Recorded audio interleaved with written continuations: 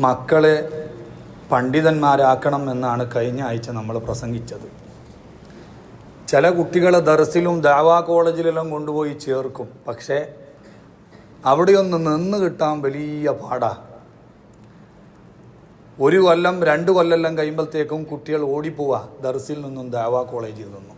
മുദരിസന്മാർക്കെല്ലാം വലിയ പരാതിയാണ്. അതിൻ്റെ പ്രധാന ഒരു കാരണം എന്ന് പറയുന്നത്, ഈ കുട്ടികൾക്ക് ദർസിലേക്കും ദഅവാ കോളേജിലേക്കൊക്കെ വരുന്നതിന് മുമ്പ് വീട്ടിൽ വലിയ സുഖവും സൗകര്യവും ആഡംബരങ്ങളും കൂടിയതാണ് അതിൻ്റെ പ്രധാന കാരണം. മഹാനായ ഇമാം ഗസാലി റളിയല്ലാഹു അൻഹു ഇഹ്യാ ഉലൂമുദ്ദീനിൽ തർബിയത്തുൽ ഔലാദ്, മക്കളെ പോറ്റേണ്ട രൂപം വളരെ വിശാലമായി വിശദീകരിച്ചിട്ടുണ്ട്. ആ കൂട്ടത്തിൽ മഹാനവറുകൾ പ്രധാനമായി പറഞ്ഞ ഒരു കാര്യമാണ് വലാ യുഅവ്വിദുഹു തനഉം. കുട്ടികൾക്ക് ഒരിക്കലും ചെറുപ്പത്തിൽ നിങ്ങൾ ആസ്വാദനങ്ങളും സുഖ സൗകര്യങ്ങളും ശീലമാക്കാൻ പാടില്ല. ചോദിച്ചതെല്ലാം വാങ്ങിക്കൊടുക്കുക, പറയുന്നിടത്തേക്കെല്ലാം കൂട്ടിക്കൊണ്ടുപോവുക, അങ്ങനെ എല്ലാ സുഖങ്ങളും സൗകര്യങ്ങളും ഒരുക്കിക്കൊടുത്ത് എന്താണ് പ്രയാസം, എന്താണ് ബുദ്ധിമുട്ട്, എന്താണ് വിഷമം, ഇതൊന്നും അറിയാതെ വളരുന്ന കുട്ടികൾ, അവരെ കൊണ്ട് ഭാവിയിൽ നിങ്ങൾക്ക് ഗുണമുണ്ടാവൂല. എപ്പോഴെങ്കിലും ഒരു ഐസ്ക്രീം വാങ്ങിക്കൊടുക്കുന്നതിനെ പറ്റിയോ എപ്പോഴെങ്കിലും ഒന്നൊരു പാർക്കിലോ ബീച്ചിലോ കൊണ്ടുപോകുന്നതിനെ പറ്റിയല്ല ഈ പറയുന്നത്. ഗസാലി ഇമാമിന്റെ ഇബാറത്ത് തന്നെ വലാ യുഅവ്വിദുഹു, കുട്ടികൾക്ക് നിങ്ങൾ ആഡംബരങ്ങളും ആസ്വാദനങ്ങളും ശീലമാക്കരുത്, പതിവാക്കരുത്, ആദത്താക്കരുത് എന്നാ. അതിൽ നല്ല മനസ്സിലായല്ലോ. പതിവാക്കാതെ എപ്പോഴെങ്കിലും ഒക്കെ ഒരു ആസ്വാദനം കൊടുത്തു എന്നത് പ്രശ്നമല്ലാന്നു. എന്നിട്ട് ഗസാലി ഇമാം പറയാ വലാ യുഹബ്ബിബു ഇലൈഹി സീന വഅസ്ബാബ റഫാഹിയ, അലങ്കാരങ്ങളും ആഡംബരങ്ങളും കുട്ടികൾക്ക് ചെറുപ്പത്തിൽ തന്നെ നിങ്ങൾ അതിനോടുള്ള മഹബ്ബത്ത്, ഇഷ്ടം, സ്നേഹം വളർത്തിക്കൊണ്ടുവരാൻ പാടില്ല. മുന്തിയ വസ്ത്രം മാത്രം എൻ്റെ മകൻ ധരിക്കണം, പുതിയത് മാത്രം. എല്ലാ കുട്ടികളെയും കയ്യിലുള്ള വാച്ചിനേക്കാളും മൊബൈൽ ഫോണിനേക്കാളും മുന്തിയത് എൻ്റെ മകന്റെ കയ്യിലുണ്ടാകണം. ഇങ്ങനെയുള്ള ആഡംബര ചിന്തകൾ ചെറുപ്പത്തിൽ തന്നെ കുട്ടികളുടെ മനസ്സിൽ ഇട്ടുകൊടുത്തിട്ട് ആഡംബരപ്രിയരാക്കി അവരൊരിക്കലും നിങ്ങൾ വളർത്തിക്കൊണ്ടുവരാൻ പാടില്ല. എന്നിട്ട് ഗസാലി ഇമാം പറയാ, അങ്ങനെ വളർത്തിയാൽ അതിന്റെ ദോഷം എന്താ? ഫയുളയ്യിഉ വഖ്തഹു ഫീ തലബിഹാ ഇദാ കബറ. അങ്ങനെ ആഡംബരത്തിൽ വളർന്ന കുട്ടികൾ വളർന്നു വരുമ്പോഴും അവർ ആഡംബരങ്ങൾക്ക് പിന്നാലെ പോയിട്ട് അവരുടെ ആയുസ് കളയും. അവർക്ക് പിന്നെ സാധാരണ ജീവിതമൊന്നും മതിയാവൂല. അപ്പൊ പിന്നെ ദർസ് പറ്റൂല, ദഅവാ കോളേജ് പറ്റൂല, ക്യാൻറ്റീനിലത്തെ ഭക്ഷണം പറ്റൂല, സാധാരണ ടോയ്ലറ്റ് പറ്റൂല, സാധാരണ വസ്ത്രം പറ്റൂല, ഇങ്ങനെയൊക്കെ ആയി പോകും. അങ്ങനെ ആയാൽ ഗസാലി ഇമാം പറയുന്നു വയഹ്ലികു ഹലാക്കൽ അബദി, അത് കുട്ടികൾ എന്നേക്കും നശിച്ചു പോകാനുള്ള കാരണമായി തീരും. അതുകൊണ്ട് കുട്ടികൾക്ക് ഓവറായി അമിതമായി നമ്മൾ ആസ്വാദനങ്ങളും സന്തോഷങ്ങളും കൊടുക്കാൻ പാടില്ല. ഇടക്കിടക്ക് എന്താ വിഷമം, എന്താ ബുദ്ധിമുട്ട്, എന്താ പ്രയാസം എന്നൊന്ന് മനസ്സിലാക്കി കൊടുക്കണം. എന്നാലേ ഭാവിയിൽ പ്രയാസങ്ങൾ തരണം ചെയ്ത്, ബുദ്ധിമുട്ടുകൾ തരണം ചെയ്ത് അവർ ഉന്നതങ്ങളിലേക്ക് എത്തുകയുള്ളൂ. ആസ്വാദനങ്ങളും ആഡംബരങ്ങളും കൂടുമ്പോൾ സ്വാഭാവികമായും മനുഷ്യൻ അള്ളാനെ മറന്നുപോകും. ഖുർആൻ പല സ്ഥലത്ത് ആ വിഷയം സൂചിപ്പിക്കുന്നുണ്ട്. അള്ളാഹുവിന്റെ റസൂൽ സല്ലല്ലാഹു അലൈഹി വസല്ലമ തങ്ങൾ കൊണ്ടുവന്നത് ഏറ്റവും നല്ല സുന്ദരമായ, ആർക്കും ഉൾക്കൊള്ളാൻ പറ്റുന്ന പരിശുദ്ധ ഇസ്ലാം ദീനല്ലേ. പക്ഷേ മക്കക്കാര് നബി തങ്ങൾ അംഗീകരിച്ചോ? പരിശുദ്ധ ഇസ്ലാമിനെ അവർ അംഗീകരിച്ചോ? ഇല്ല. എന്തുകൊണ്ട്? അല്ലാഹു സുബ്ഹാനഹു വ തആല ഇസ്ലാം ദീനിനെ തള്ളിക്കളഞ്ഞ സത്യനിഷേധികളെ പറ്റി അല്ലാഹു ഖുർആനിൽ പറയുന്നുണ്ട്, വദർനി വൽ മുകദ്ദിബീന ഉലി നിഅമതി വമഹിൽഹും ഖലീലാ.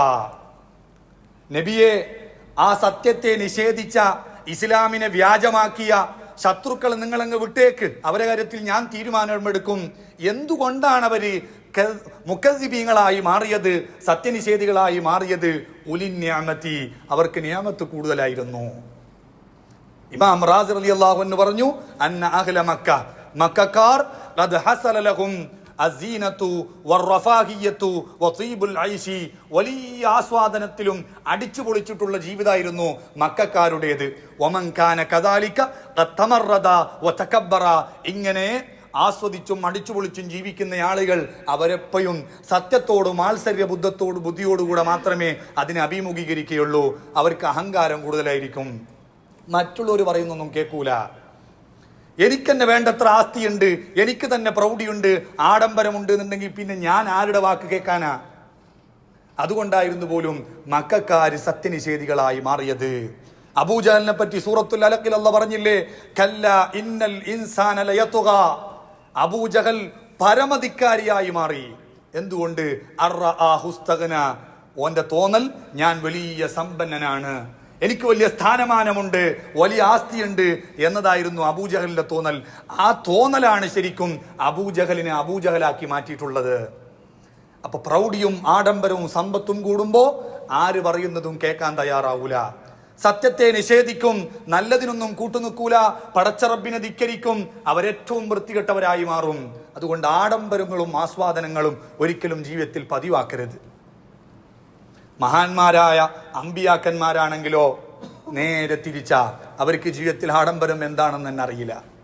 നബി സല്ലല്ലാഹു അലൈഹി വസല്ലമ തങ്ങൾ വീട്ടിലേക്ക് എത്തിയാൽ എന്താ ചെയ്യലെന്ന് ചോദിക്കുമ്പോ ആയിഷ ബീവി റളിയല്ലാഹു അൻഹ കൊടുത്ത മറുപടി സ്വഹീഹുൽ ബുഖാരിയിലുണ്ട്. നബി തങ്ങൾ വീട്ടിലേക്ക് എത്തിയാൽ കാന ഫീ മുഹ്നതി അഹ്ലിഹി, വീട്ടുകാരോടൊപ്പം വീട്ടുവേലയിൽ ഇടപെടും നബി സല്ലല്ലാഹു അലൈഹി വസല്ലം തങ്ങൾ. സ്വന്തം ചെരുപ്പ് സ്വന്തം കൈകൊണ്ട് നന്നാക്കും, വസ്ത്രം തുന്നും, അങ്ങനെ ചെറിയ ചെറിയ ജോലികളെല്ലാം നബി സല്ലല്ലാഹു അലൈഹി വസല്ലമ തങ്ങൾ ചെയ്തിരുന്നു. എന്തിന്? മറ്റുള്ള ആരെങ്കിലും ചെയ്തു കൊടുക്കാനില്ലായിട്ടാ? അല്ലെങ്കിൽ ആയിഷ ബീബി എടുത്തിരുന്ന വീട്ടുവേല മതിയാവായിട്ടാ? അതൊന്നും അല്ല. ഈ ഹദീസ് വിശദീകരിക്കുമ്പോൾ ഫതുൽ ബാരിയിൽ ഇബ്നു തങ്ങൾ ഇബ്നു ബത്താൽ തങ്ങളെ ഉദ്ധരിച്ചുകൊണ്ട് പറഞ്ഞു, അമ്പിയാക്കന്മാരുടെ സ്വഭാവമാണ് അത്തവാദു, വിനയം എന്നത് അമ്പിയാക്കന്മാരുടെ സ്വഭാവമാണ്. വൽ ബുഅദു അനിത്തനഉമി, ആസ്വാദനങ്ങളിൽ നിന്ന് ആഡംബരങ്ങളിൽ നിന്ന് വിട്ടുനിൽക്കുക എന്നത് അമ്പിയാക്കന്മാരുടെ സ്വഭാവമാണ്. അതേപോലെ തന്നെ വംതിഹാനുൻ നഫ്സി, എന്റെ ശരീരം, എന്റെ ബോഡി ഇതൊന്നിനും കൊള്ളാത്തതാണ്. അങ്ങനെ സ്വശരീരത്തെ അവഹേളിക്കുക, ഇൻസൾട്ട് ആക്കുക, ഒന്നിനും പറ്റാത്തതാക്കുക എന്നത് അമ്പിയാക്കന്മാരുടെ സ്വഭാവമാ. എന്തിനാണ് ആ സ്വഭാവം അവർ സ്വീകരിച്ചിരുന്നത്? ലിയുസ്തന്ന ബിഹിം, ശേഷം വരുന്ന ഉമ്മത്ത് അവരെ പിന്തുടരണം. നമ്മളും അങ്ങനെയായി മാറാൻ വേണ്ടിയാ, ആസ്വാദനങ്ങൾക്ക് പിന്നാലെ കൂടാതിരിക്കാൻ വേണ്ടിയാ. വലിയല്ലാ യഖ്ലുദു ഇല റഫാഹിയത്തിൽ മദ്മൂമ, വളരെ നിന്യമായ ആസ്വാദനങ്ങളുടെ ആഡംബരങ്ങളുടെ പിന്നിൽ പോയി നമ്മൾ അതിൽ മുഴുകിപ്പോകാതിരിക്കണം, അവരും മുഴുകിപ്പോകാതിരിക്കണം എന്ന ചിന്ത കൊണ്ടാണ് ഇത്തരം ചെറിയ ചെറിയ ജോലികളൊക്കെ അമ്പിയാക്കന്മാർ ചെയ്തിരുന്നത്. അപ്പൊ അതുകൊണ്ട് നമ്മൾ അമ്പിയാക്കന്മാരെ മാതൃകയാക്കണം.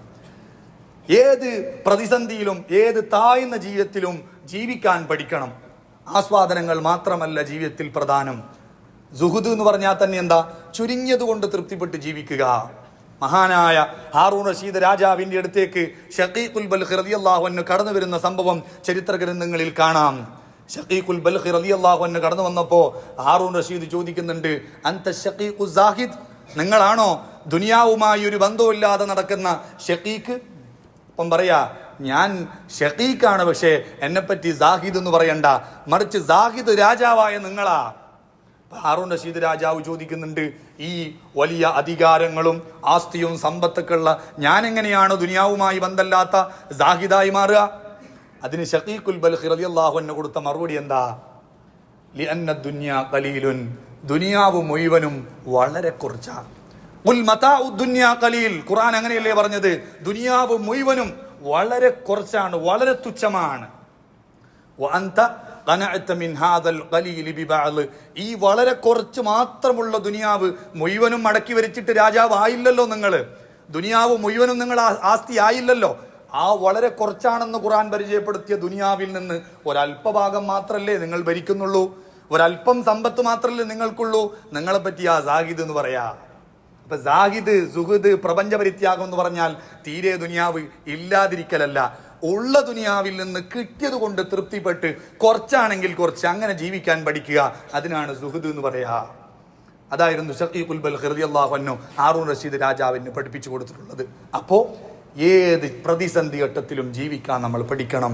മഹാന്മാർ അങ്ങനെ ജീവിച്ചത് കൊണ്ടാണ് വലിയ സ്ഥാനങ്ങൾ നേടിയിട്ടുള്ളത്. ഞാൻ അവസാനിപ്പിക്കുകയാണ്. തബഖാത്തുൽ കുബ്രയിൽ മഹാനായ ഇമാം സുബ്ഖി റളിയല്ലാഹു അൻഹു ഷാഫി ഫഖീഹുകളായ ധാരാളം പണ്ഡിതന്മാരെ പരിചയപ്പെടുത്തിയപ്പോൾ ആ കൂട്ടത്തിൽ പറയുന്നുണ്ട്, മഹാനായ ഇമാം ഗഫാലുൽ മർവസി റളിയല്ലാഹു അൻഹുവിന്റെ പ്രധാന ശിഷ്യനായിരുന്ന അൽ ഹസൻ ബിൻ അലി മഹാനവറുകളെ പറ്റി പറഞ്ഞു. മഹാനവറുകൾ ജീവിതത്തിൽ ഒരിക്കൽ പോലും ഒരു സ്ഥലത്ത് നിൽക്കുകയോ ഇരിക്കുകയോ ചെയ്യുമ്പോൾ ചാരിയിരിക്കാറുണ്ടായിരുന്നില്ല. നിൽക്കുമ്പോൾ ചാരി നിൽക്കാറുണ്ടായിരുന്നില്ല. എന്തുകൊണ്ട്? ചാരി ഇരുന്നാൽ അതൊരാസ്വാദനമായി പോകുമോ, അതൊരാഡംബരമായി പോകുമോ എന്ന ചിന്ത കൊണ്ടായിരുന്നു എന്ന് മഹാനായ ഇമാം സുബ്കി റളിയല്ലാഹു അൻഹു തബഖാത്തിൽ രേഖപ്പെടുത്തി വെച്ചിട്ടുണ്ട്. അപ്പോൾ മഹാന്മാർ ചാരിയിരിക്കുന്നത് വരെ ഒരാഡംബരമാണെന്ന ചിന്തയിൽ ജീവിച്ചവരാ. അതുകൊണ്ട് തന്നെ അവര് വലിയ വലിയ നേതാക്കന്മാരായി മാറി. അല്ലാഹു സുബ്ഹാനഹു വ തആല ഉള്ളത് കൊണ്ട് തൃപ്തിപ്പെട്ട് മക്കളെ വേണ്ടതുപോലെ പറഞ്ഞ നിലക്ക് പോറ്റാൻ നമുക്കൊക്കെ തൗഫീഖ് നൽകട്ടെ.